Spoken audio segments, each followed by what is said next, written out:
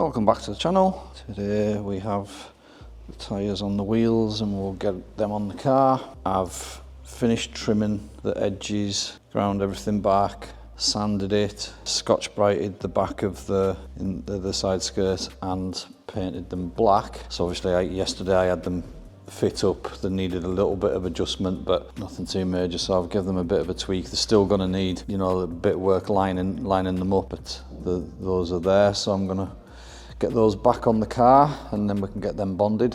So I can't put these side skirts on yet because when I went to do it, I looked at the sills. Obviously I've seen the sills, but they haven't been on my mental radar. I didn't realise that this one was scabby as hell all the way along. I knew there was a bit of rust at the other side that I needed to knock the top off and put a bit of K-rust on. Found some at the front as well on that side.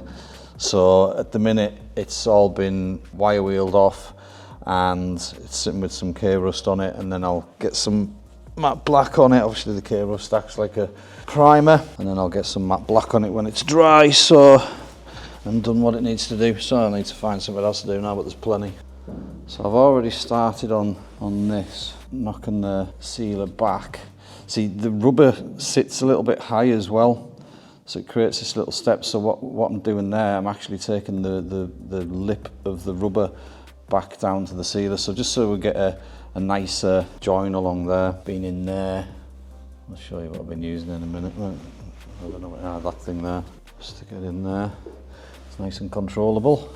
And all we're doing is just getting it down level, getting any high spots off, and then I'll go in by hand and sort out the edges and then put another skim of it on, and that should be as done. Cleaned it off around here. I've got the front edge to do as well, and I'll be fiberglass in that bit, but that's nice and solid that now. And that bit there will be filled with the sealer. And the other side, the light's terrible. It's really strong outside, so it's super bright on one side and not on the other. Can you see the size of the step on that? This rubber actually like really kicked out at this point, more so than the other one right the way around to about there and again there. So I've got a bit of sorting out to do here. I cut the roof too short there as well, so I need to work out what my plans are there. I might dig this out, I probably will dig this out and fiberglass that section because the fiberglass needs to come further down. So yeah, I'm gonna get on with that.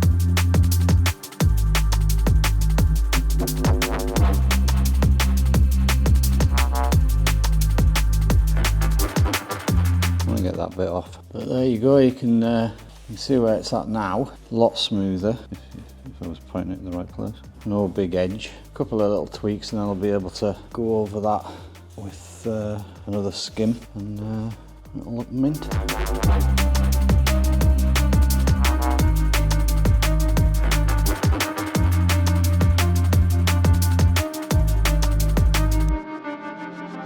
Where have you been? I've got the skirts tech screwed on at the front, underneath. The back bracket's still not on, but I'm gonna jack it down now. I'm gonna jack that side first and then this side and get it on the floor. Wheels are on obviously, and the camera's supposed to be doing an auto track, but I bet it's lost itself. Yeah, it has. Has it? Oh, I don't know. I'll try and stop it doing it anyway. So I'll let this side down first, if I can get it off with one lift.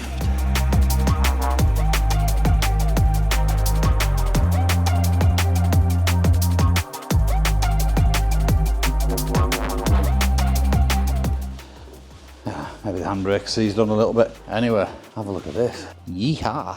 There's still a little bit of panel aligning to do and messing on. I chipped a bit down there, just on the side skirt, there.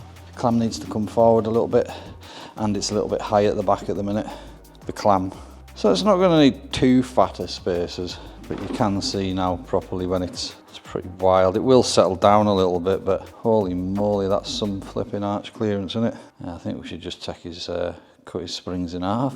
Dark around here, the light bulb's gone. Go back around here. Yeah, I think the handbrake must have locked up. I don't want to arrive at it too much just yet. I'll jack it back up again and see what wheels aren't spinning. It could be that it's catching on something on the back of the wheel maybe. I don't know. It's stuck. Right, so let's have a look what we've got done today.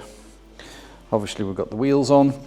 Side skirts are now on. Adjusted best I can, but there's pressure from that panel there pulling it forwards, and it's like, so I've had to like literally push it back and then bolt it up. I've still got a little bit of a, just want to adjust that a little bit. I'm gonna have to sand that back. There's just one a slightly bigger gap on there.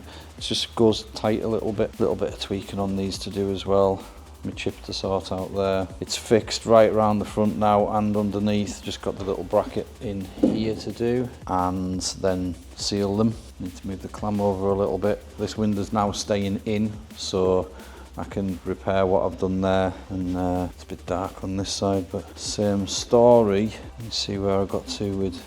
And that's what I was on about the panels. Again, the clam needs to come forward, but I was saying about the cross.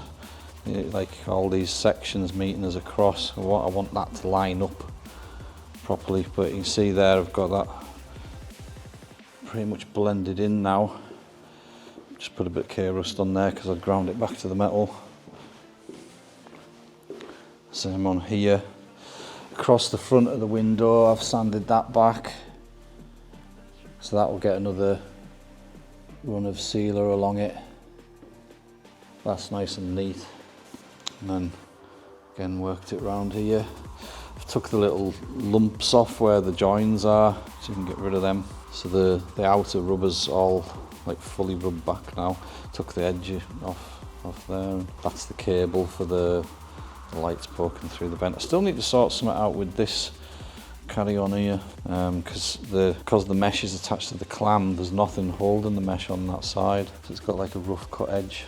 I'll have to work that one out. You can see the clam's sitting a little bit high on this side, so just need some little tweaks here and there. Again, it needs to come forward a bit, and it's high at the back anyway. I've got it sat high so it doesn't catch down on the catch.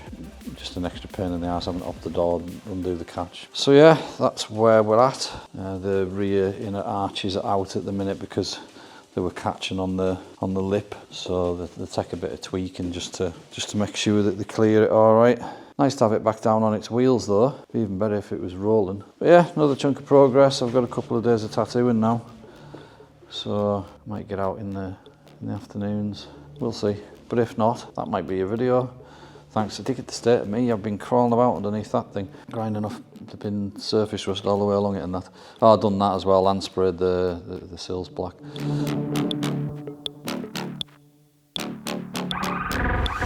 So we've got it out from the booth area. I've just stuck some bits of tape on it with some bolts attached, just so we can see what's what with the spacers and that. We've got a bit more on this side than that side gap, but that kind of ties in with the clam needing to go over that way a little bit and tighten up the gap. So that's just a clam adjustment, I think, but it's going to be same as mine, 30mm spacers.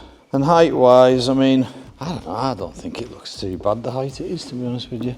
It looks very rally car-ish. It does need to go down though, so if he's going to keep those shockers, I'd say we can't go much past the 60mm anyway, so we'll try a 60mm in it and see what happens. It'd be good to see what the result is with the 60mm drop. I think mine's down a chunk further than that, but it'd be nice to see, you know, because then we know what they'll sit like on standard suspension just with lowering springs, because I don't want to have to be telling everybody that they've got to get coilovers, you know. So yeah, hopefully 60mm enough. I'll have a bit measure actually, see what it's going to look like just on the side skirt, front bumper.